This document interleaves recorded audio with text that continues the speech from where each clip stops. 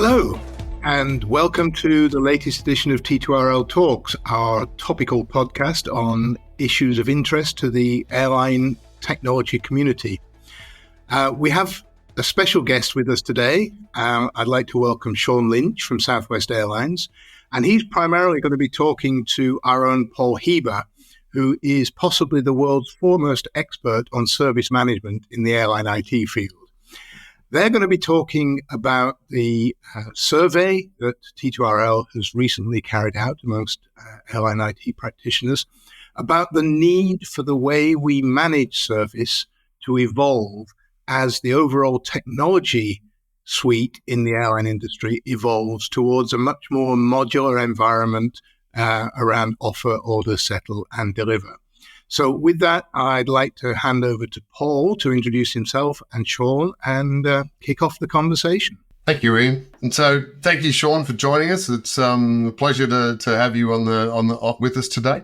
I just want to go through just with some introductions. And so I'll just give you my sort of experience. And to be honest, in the airline industry and the background that I've had, it's been some 25 plus years in managing service management and service levels. And so that is essentially from customer through to vendors, and also now as an advisor consultant at T2RL. So it's been a long journey and a long time to actually build up the knowledge.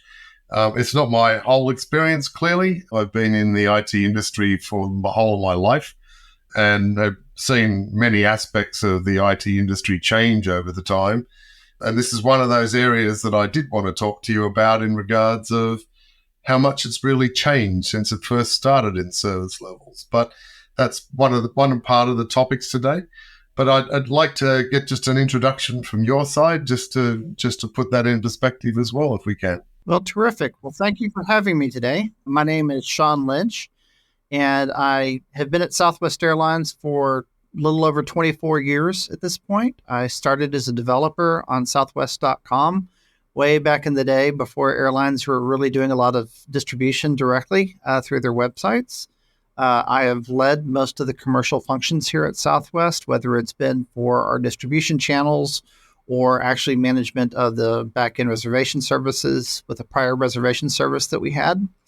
And for the past 11 years now, I've been leading our architecture team at Southwest. And I've had responsibility, including part of our selection of Amadeus as our PSS. Paul, you and I worked together on getting the SLAs and everything defined and worked out for our existing agreement with Amadeus, and continue to be front and center as we try to contemplate where Southwest will take our distribution capabilities as we continue to move into the future. So that's been my career. Thank you. Thank you for that, Sean. You've been in the airline for quite a long time, so you've seen quite a lot of change, as I've seen in various sides of the business. I'm assuming that we're going to have a pretty similar view on this, because it's been sort of exactly the same sort of time frame in the airline industry, which is good. Just to put some perspective around what we are going to sort of talk about. I mean, T2RL works with many airlines and actually supports many airlines in actually working with them to understand their business needs and requirements clearly. And part of that is how their business is actually dependent on services and continually dependent on services. And so meeting the customer expectations as part of that is a very important aspect, which drives across customer satisfaction. I mean, is that something that you can relate to, Sean? I mean, it's I know it's a very broad statement, but it's about how the business really starts to depend on an IT provider rather than doing it themselves. Even though Southwest was one of the pioneers in terms of doing direct distribution ourselves, our ability to do so is wholly dependent on the back-end services that we use for the PSS, for reservations, for check-in, all being available and up. And as more and more of our customer experience shifts to being completely digital, the reliance on those services being available, that becomes our brand. As people deal more and more solely with their, making reservations through the mobile app, checking in through the mobile app.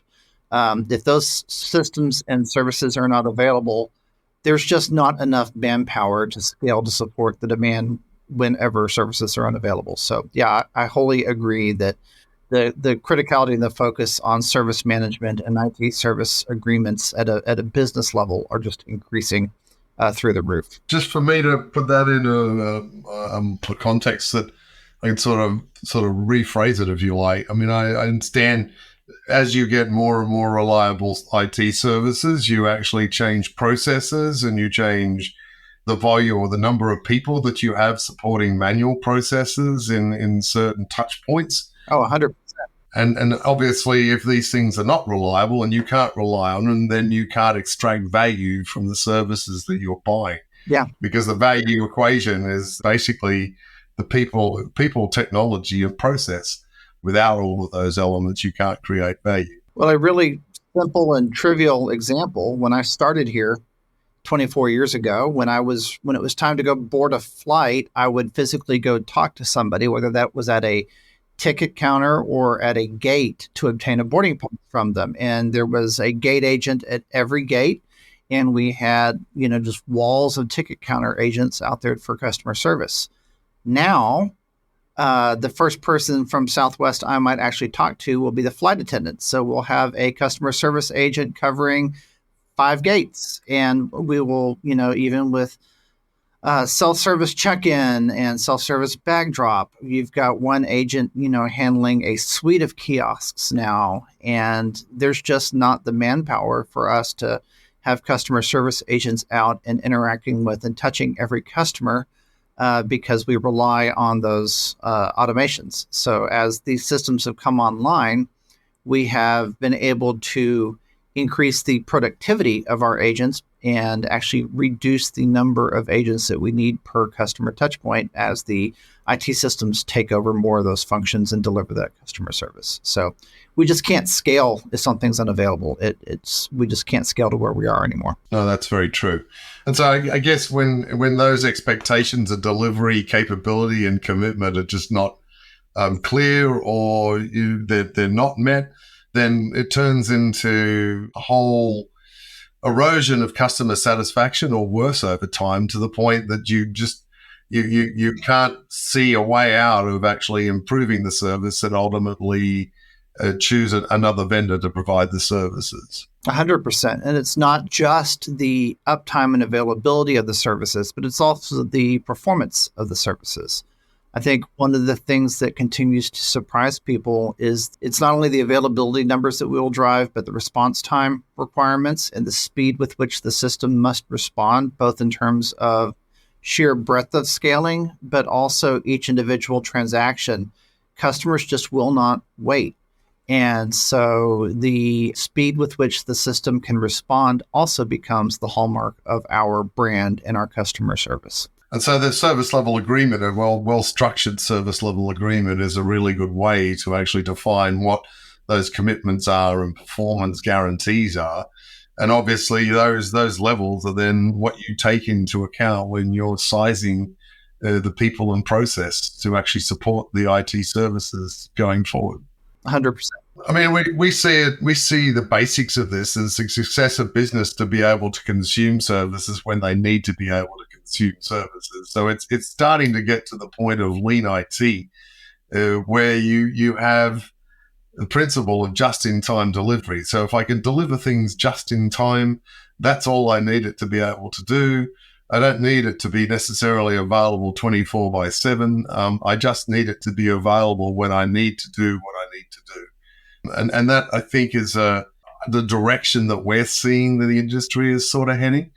And I don't know whether that fits in with the Southwest model. I mean, I know everyone sees every business as a 24/7 model, but every aspect of the business doesn't always need to be online for it to deliver a business outcome or a business capability. And so thus, the 24/7 probably is no longer applicable in each of the locations, but on a global high-level view, it would be. Yeah, I think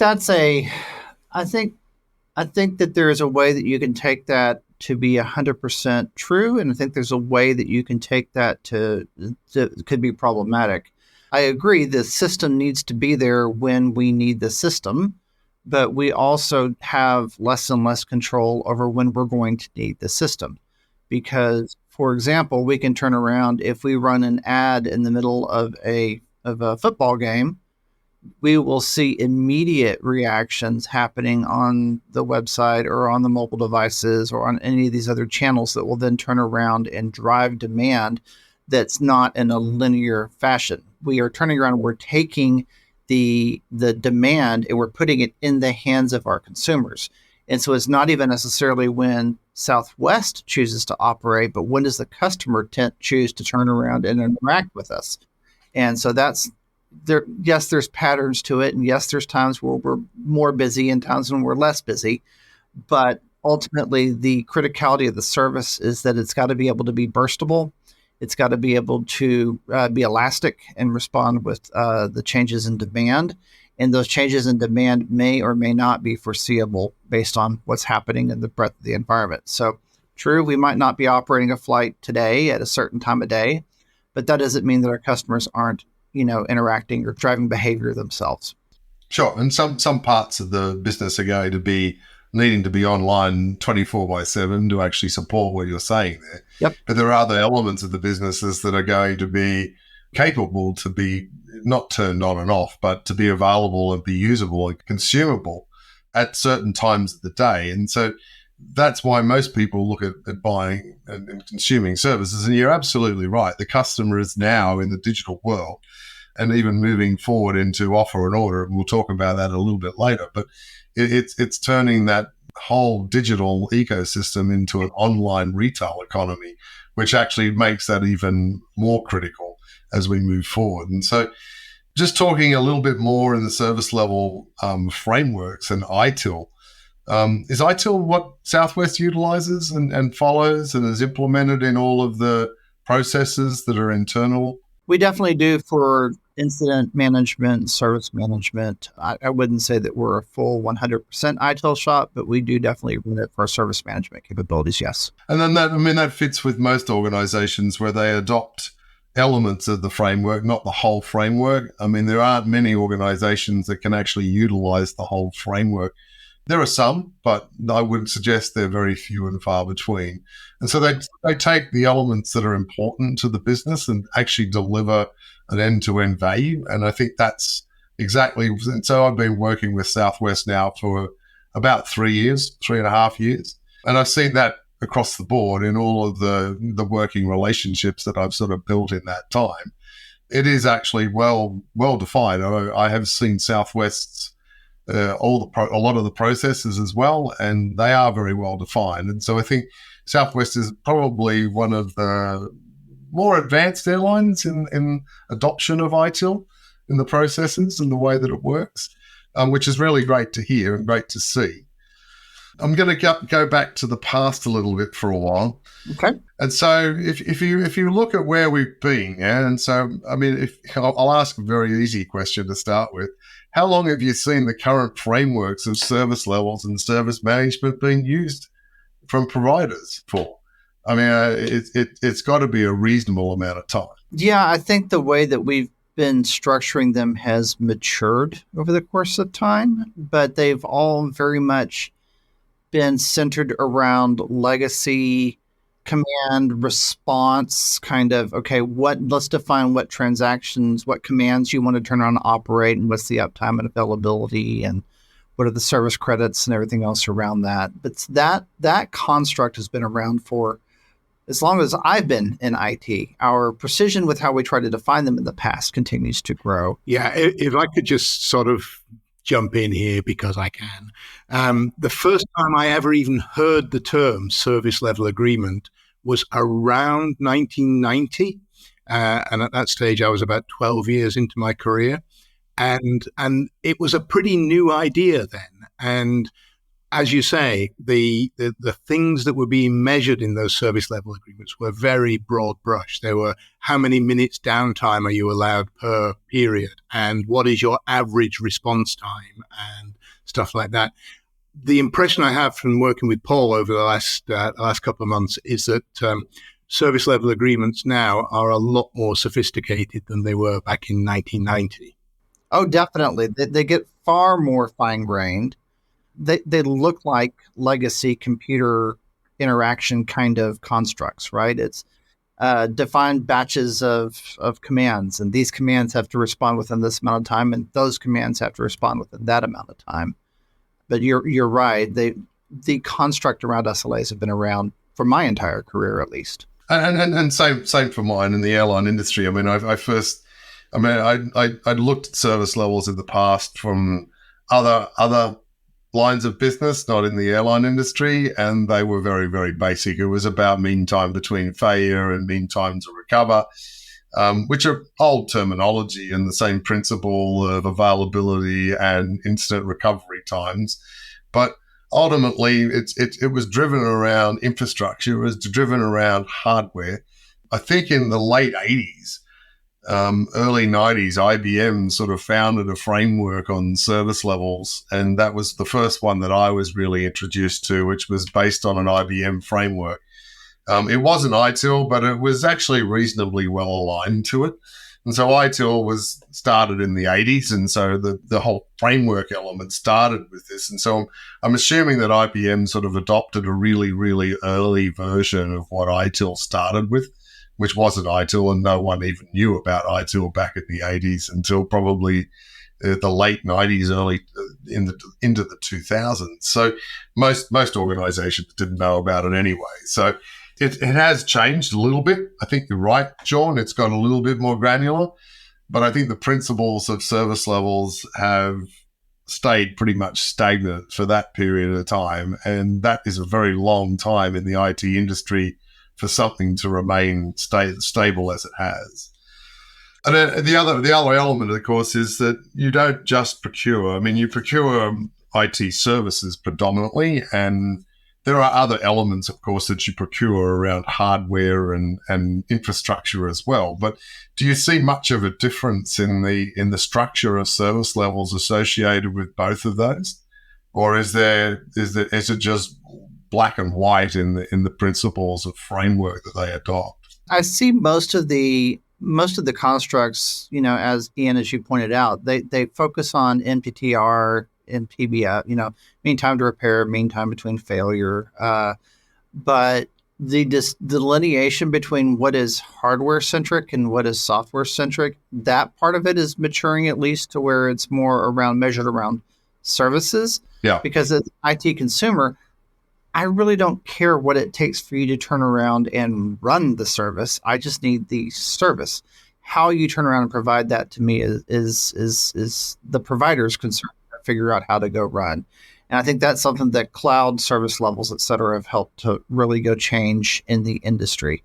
So I don't see as much of it around hardware. That becomes more of a black box, but it is still structured in the, mean time to recover and mean time between failures and what's the RPA and RTO and, those different constructs. It's always focused on the acceptable loss. What is it? How much are we willing to tolerate not having the service? Yeah. Which seems to be the exact opposite of what we're wanting. We want more of how can you just guarantee us that the service will be there, will be performant, and a lot of these other constructs between the how really should be black box to us as a consumer. It's the what you're interested in. You don't care about how they do it. You don't want to tell them how to do it, because as soon as you do that, you're actually becoming part of either the solution or the problem. I agree with you in that aspect. It is only just the what that you want, which is the performance level metrics. We just talked about some elements of procurement around services, and so I know there's big buzzwords. There's always buzzwords out there in the industry, and everyone talks about SaaS and everything is a SaaS. We actually see SaaS as subtly different to what most people market it as, and so we see the SaaS vendors are things like office automation, DBMS software, CAD, gamification, virtualization, accounting software, Office 365. Those sort of things we see as SaaS because they are off the shelf. You can't really modify them. You can't do anything with them apart from you just get to consume them. And that's what we see as SaaS. And so given the complexity in the airline industry, we see an extension of that has been an IT managed software as a service, which is the elements around IT or managed software as a service and IT as a service. And so you get the IT as a service, and so they're operating the IT. And there's a management level of it because they're doing development of software to create, functionality that may be a gap or something that needs to change. And so we see that as a completely different offering. Yet what we do see in the industry, and something that I'll get your view on in a second, is that, in fact, we see the vendors wanting to pull away from service levels because they're marketing all their products as a SaaS product, where they, if you look at a SaaS product traditionally, what service level do you get with Office 365? It isn't very great, right? And so is it available? Is it not available? Well, yeah, who cares? Because it's not a mission critical application, right? But where the airline industry, it's the heart and soul of the airline itself, the services. And so we see that they're really, really just not fit for purpose for what they're trying to actually really sell and what they're marketing. Yeah, the delineation that you're making between software as a service versus IT service management is an interesting delineation because you're right. Most packages that we go out and procure, we're going to require some degree of customization or configuration for, period. It's not just buying a, spreadsheet or buying, spreadsheet technology. It's got to be customizable. It's got to be composable to sit and fit into a much larger environment. It's got to be able to be changed to support our unique business rules and business patterns. And ultimately, there's got to be, you're right, it is mission critical. If those systems are not available, then our business is at jeopardy. Yeah. So the criticality of those agreements goes way up. And I agree with you. Microsoft does turn around and give you with the 365, here's what we offer, here's what you get. But at the end of the day, it's a productivity tool. I care far more about my departure control system, or I care far more about my, cash register selling the tickets. Yeah. Those can't be down. And so those have to be available when I need them. And there has to be real teeth to make sure that we're both equally incented to make sure that it is both performant, functional, and available when I need it on demand. No, that's a great summarization of it. So thank you for that. I mean, then I guess I have to ask the question. So given where we are with service levels and given the evolution of services in the airline industry, and so we've come a long way in the airline industry from pretty much offline systems to sort of partially online to hybrid to completely online to digital and moving into full retail. How fit are these service levels that we see today in the industry and from the market for purpose? How fit are they for purpose in Southwest's mind? I think the service levels, the way that we think about them, leave a lot to be desired. I think that they don't tend to contemplate the breadth of what it takes for us to turn around and actually operate in a business today. I think that they tend to be fairly up, down, is the system up or is it down, kind of black and white kind of levels, but they don't take into account a lot of times quality of service. Are we getting partial answers? Well, the system's up. It gave you a partial answer, but it didn't give us everything that we needed. Is the speed of the response good? How well does it integrate? Are we getting the feeds and the data that it is serving us on the back end in a reasonable amount of time so that we can make business decisions on it? I think that a lot of the contracts from the old day in the service levels used to contemplate, hey, I am the heart of everything that you're doing, and I'll just sell it because I am the center of your universe, to where we're shifting far more into we need to be able to compose capabilities from different areas and bring them together and integrate them together. So it becomes less about, is your system up or down, but it's how well does your system turn around and integrate? How well is the data that it's exchanging? What is the rate of flow of data going back and forth between it and other systems? How well does it burst up and down? What are the quality of the answers that we're seeing? And I want it completely, I don't care how you get there. I want to measure more the outcomes that I'm trying to achieve from my business, which are not going to be my business is different from, one of the legacy international carriers business or somebody who's in a major alliance. Southwest has got a different business model. So I need the metrics conform to my business process, not just to the traditional IT up-down kind of an answer. You raised some very interesting points in there.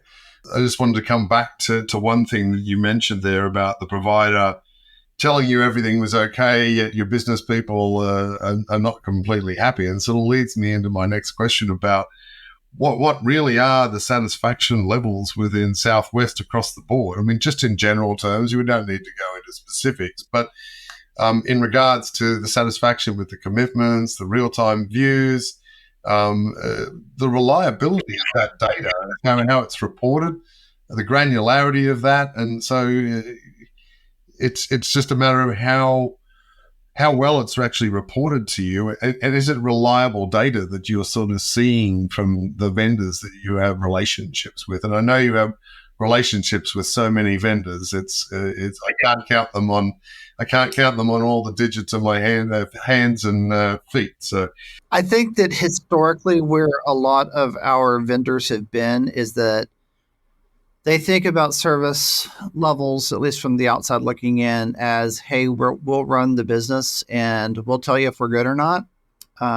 Whereas where we need to move as a collective industry is more into give me insight into what is happening, expose more metrics real time, give me more visibility into the inner workings, not at a hardware or anything like that, but give me more metrics in real time so that I can, if it's a distributed composed system, you might not be sitting at the heart of what is happening in some kind of an incident or a problem. You're part of a broader ecosystem. And so I need to know how well and what kind of quality of service is happening around the services you're providing so that I can match that data and mirror it up to data with other services that are happening in other environments as well, and have more of an observability style pattern rather than just yep, we're good. I need to have more observability and real-time view into the characteristics and behavior of systems.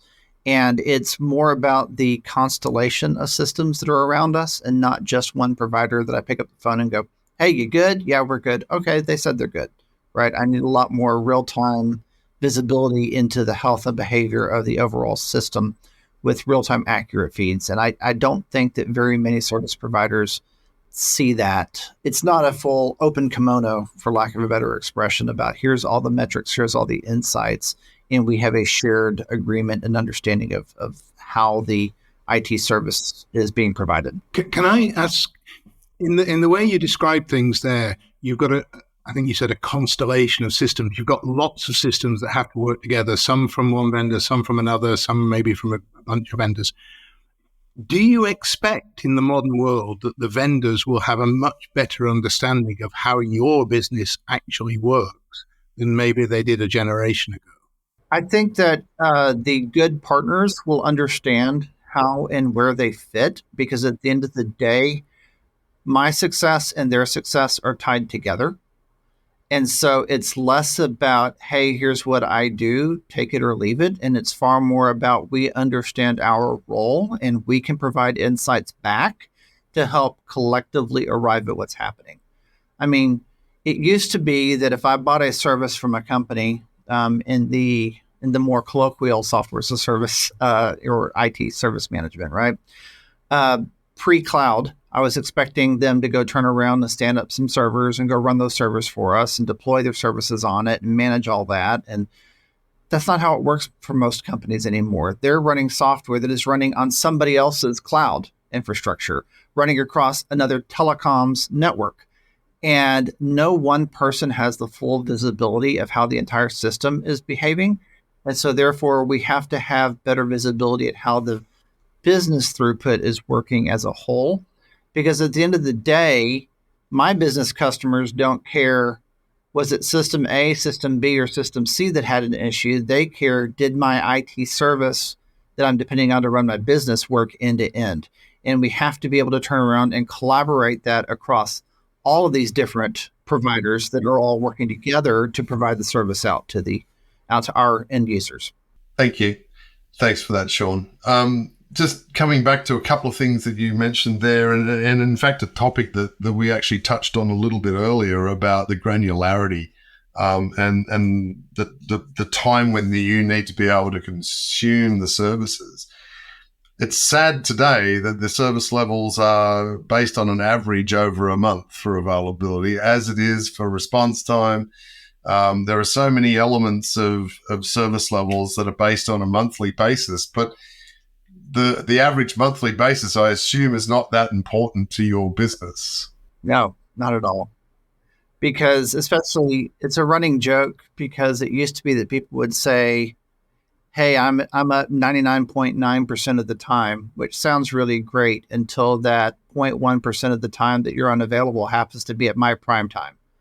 In this day and age that we're operating, when demand can come because we ran an ad in the middle of a football game that just got really popular, or our flights are scheduled to every 5 minutes, and so you see the check-ins coming in and hitting every 5 minutes, right? It's the intervals over which we have to be able to investigate how are you performing. It is at any given point in time. The average just hides all that, because that 0.1% of time that they weren't available could be the absolute worst 0.1% of the time in the world that they could have been unavailable. That just completely ruined our entire business for the year. And likewise, when you look at response time, the 10% of the transactions that fell outside the 90th percent that needed to be under a certain period of time, all just happened to be failed during the business peak times continuously through the month, right? And so none of those 10% even matter. And so that we see as part of the problem, that we don't even get to see how it's affecting us on a business peak hour, how it's affecting us in a business day. Was there much of an impact during the peak times when the services are required? Yep. So I agree with you in that respect. It's something that seems to be missing in the way of service levels, and it's just, I guess it's the way that they're actually measuring these things more so than the technology itself. Well, at least the way that we talk about it internally, whenever we have an incident and we're doing our RCA, root cause analysis processes to go through and talk about it, when we talk about impact, we're not talking about availability uptime percentages. We're talking about we caused X number of flight delays. We displaced Y passengers. We cost ourselves Z whatever unit of dollars because of deflected customer needs, right? So we're talking about true business outcomes of each of those. We're not, people really don't care about the percentages. I talk a lot about it. One of my favorite quotes from Mark Twain, who said, there's lies, there's damned lies, and then there's statistics. I can make the numbers say anything I want them to say. At the end of the day, it's really what was the impact in business terms and what did it cost us as a company? True. That is very true.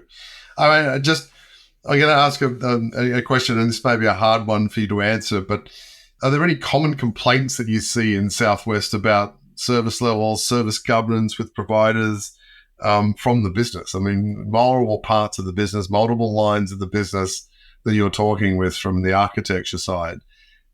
Is there any common areas that are always brought up by the different lines of business in regards to service levels, service governance, service commitments from providers in general? In the traditional terms of service, the business is always, any outage, the business will be upset about and will be, hey, you impacted my ability to go hit whatever goals and objectives we have for the year. So that is a common complaint.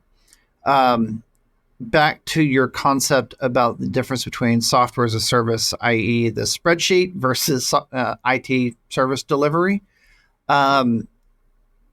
Whenever your move to your business is less about I run box X to do, with X MIPS going through it per second, and it's just more to I'm customizing and configuring my service to go produce some new business outcomes.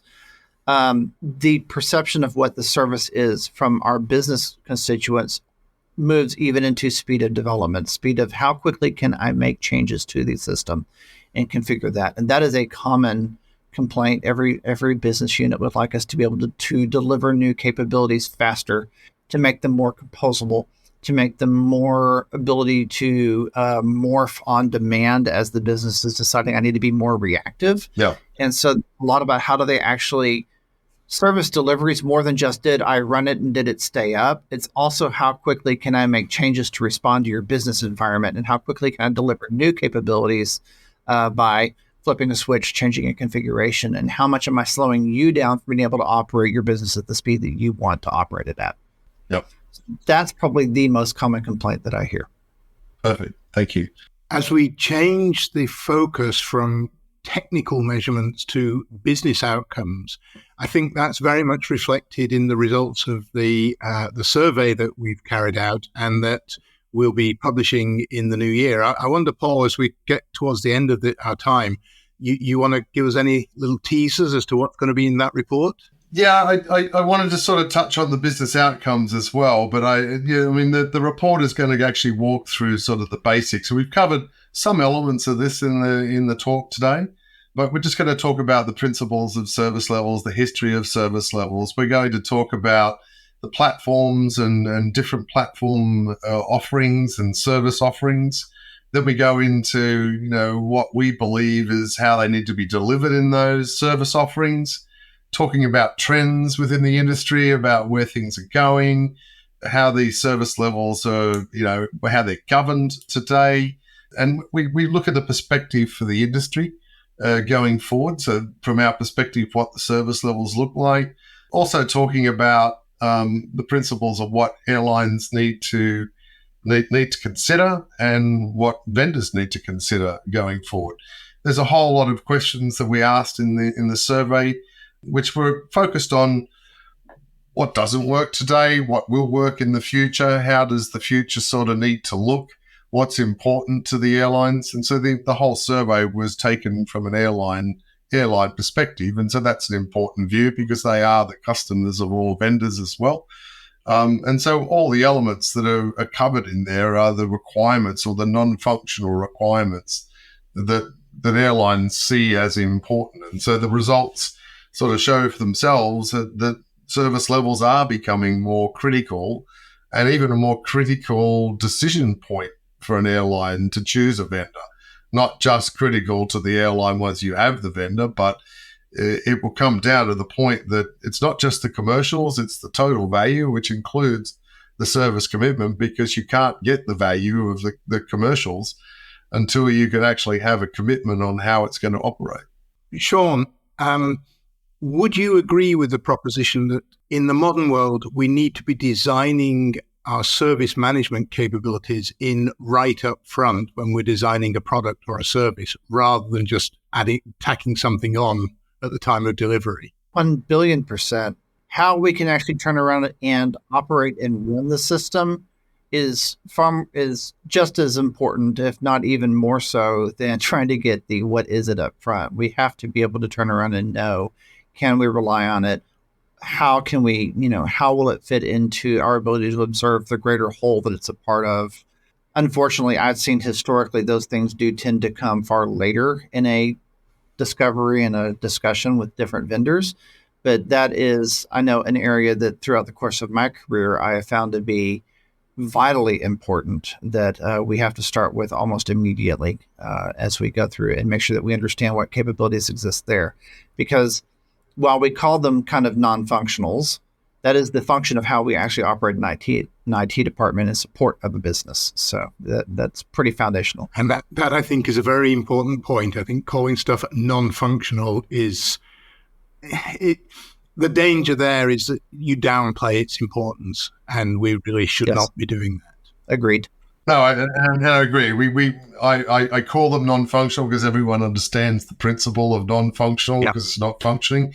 But calling it non-functional then basically takes it as an add-on rather than we need this requirement to actually deliver these services and the service capabilities as part of the software that you're actually going to deliver to us. So it is, in fact, service levels are a functional requirement, not a non-functional requirement. And they always have been, to be honest. It's just that none of the vendors, or the vendors have actually been reactive to service levels rather than proactive in how they've actually implemented them. And it has always been an add-on in the airline industry. It's been an afterthought, essentially. I'll go a step further with that, and I will state, at least from a consumer standpoint, it's a competitive advantage to different IT providers to turn around and talk about their service levels up front, because that will distinguish them. Everyone's going to turn around and tell me I can build you whatever. Everyone's going to turn around and have their own set of capabilities that they produce. How you actually run and how you can demonstrate what your commitment is to providing those services out is a distinctive that sets a lot of companies apart. Okay, that's a great note to start to wrap this up. I'm afraid I'm going to burden you with another anecdote from the early days of my career. I was about 4 years into my career, and I was working at a medium-sized national airline in Europe that ran its own mainframe res system in-house. And we used to have a daily operations meeting, and you'd all trundle along to the operations meeting, and the ops manager would say, what have we done good? What have we done bad? And one particular day we went along, and the entire global network had been down the previous day. Nobody in the entire world could get into the system and do their business. But the ops manager, he said, we had 100% uptime in the machine room, so I'm happy. I think we've come a long way in managing service levels since those days. And I'm very happy that that T2RL and Southwest Airlines are at the vanguard of moving things forward still further. I'd just like to thank you for your time, Sean. I know it's early in the morning in Dallas, and Paul, I know it's late at night in Sydney. I'm happy it's the middle of the day here in the UK. I would urge our subscribers especially, but everyone, to look out for the report from the survey that we've been talking about that will be published early in the new year. And looking a bit further ahead, we'll certainly be continuing this conversation at T2RL Engage 2024, which will be in September of next year. Seems like that's a long way off, but believe me, we're well into the planning for it right now. So I will look forward to seeing you there. I'll certainly look forward to seeing Paul and Sean there, I hope. And right now, I'd just like to thank you for your time and your participation. And to our listeners, look out for the next issue of T2RL Talks early in 2024. Thank y'all. Thank you, Sean. Thanks, Ian.